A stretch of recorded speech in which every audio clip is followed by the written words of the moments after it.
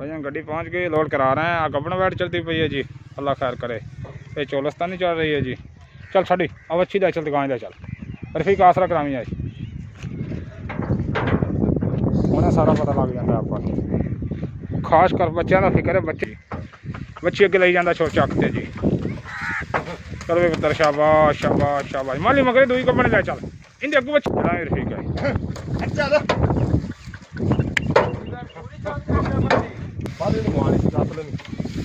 चलो भाई अल्लाह सबरती रावती सबरती जी मत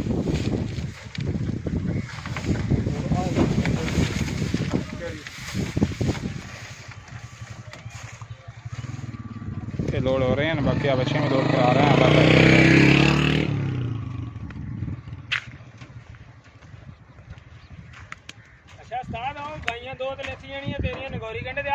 ये भाईजान अगे लग गए अपनी दोनों वैड़ी एक बच्चे भी अगे बच गया नाल मजदूर जा रहा जी। ये